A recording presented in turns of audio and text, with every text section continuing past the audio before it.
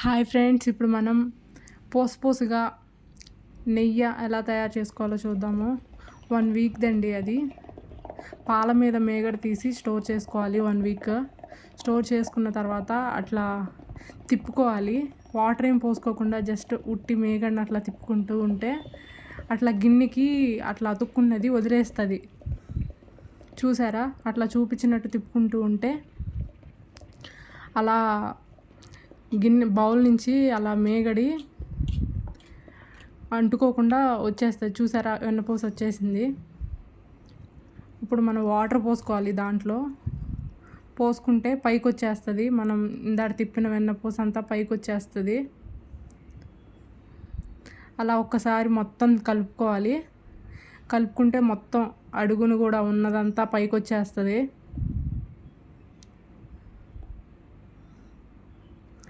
అలా వచ్చిన దాన్ని చిన్న బౌల్లో వాటర్ పోసుకొని దాంట్లో వేసి ఫస్ట్ క్లీన్ చేసుకోవాలి. ఒక 2-3 టైమ్స్ వెన్నపూసని.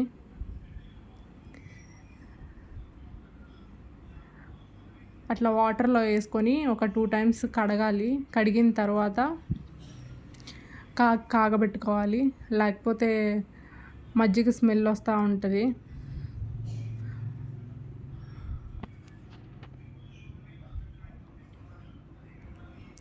అట్లా చూపించిన విధంగా వాటర్లో వేసుకోవాలండి.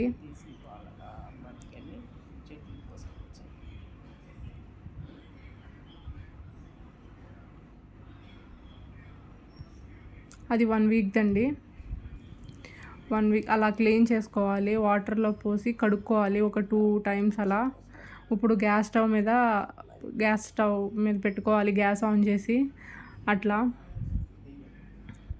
కరుగుతూ ఉంటుంది.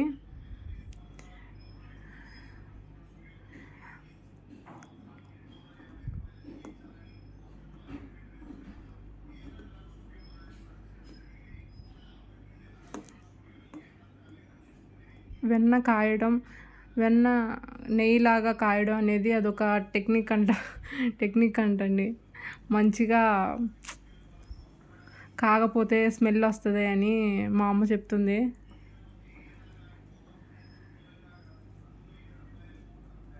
అట్లా కలుపుతూ ఉండాలి. ఎంత బాగా కలిపితే అంత పోసుగా వస్తుందంట నెయ్యి. బాగా కలుపుతూ ఉంటే పోసుగా వస్తుందంట, లేదంటే సాఫ్ట్గా ఉంటుందంటండి. బాగా కలుపుకోవాలి. కలుపుతూ ఉంటే పోసలాగా వస్తుందంట.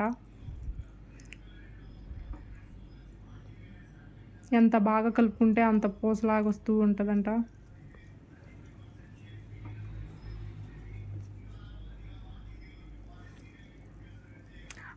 ఉన్న ఆ తెల్లగా వచ్చే నురగ అదంతా పోయిందాకా కాగబెట్టుకోవాలి. అట్లా కలుపుతూ ఉండాలి. కలుపుతూ ఉంటే పోసలాగా వస్తుందంటండి. లేకపోతే సాఫ్ట్గా ఉన్నట్టు ఉంటుందంట. ఎంత మిక్స్ చేస్తే అంత బాగా వస్తుంది పోసలాగా. చూసారా? బాగా కాగుతుంది, ఉడుకుతుంది. ఇప్పుడు ఇదే టైంలో కొంచెం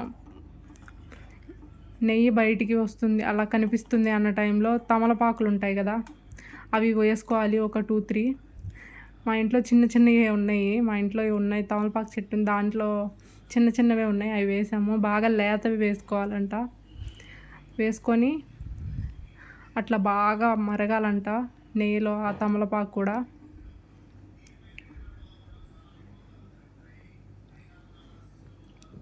చూసారా? పోసగా వచ్చింది. అట్లా కలుపుతూ ఉంటే పోసగా వస్తుందంట. కలుపుకోవాలి బాగా. ఎంత బాగా మిక్స్ చేసుకుంటే అంత పోసలాగా వస్తుందండి.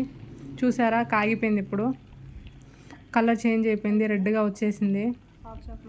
అంతే. ఇంకా వేరే బౌల్లోకి తీసుకొని మనం ఏదైనా స్టోర్ చేసుకునేది గాలిపోకుండా ఉండే గాజు దాంట్లో ఏదన్నా ఎయిర్ లోపలికి వెళ్ళకుండా ఉండే కంటైనర్లో అట్లా పోసుకోవాలి. ప్లీజ్ మీకు ఈ వీడియో నచ్చినట్టయితే లైక్ చేయండి, షేర్ చేయండి, కమెంట్ చేయండి. చాలామందికి యూజ్ అవుతుంది అనుకుంటున్నాను. పోసగలాగా రావాలి అంటే ఎప్పుడూ కలుపుతూనే ఉండాలి. అలా కలుపుతూ ఉంటే పూసలాగా వస్తుందంట. ఇప్పుడు కాగిన దాన్ని అట్లా వడబోసుకోవాలి. అది ఉంటుంది కదా అడుగున పాల తొలకలు, అవి రాకుండా వడపోసుకోవాలి. నెయ్యి రెడీ అయిపోయిందండి. అంతే, చల్లారిపోయాక పూసలాగా ఉంటుంది.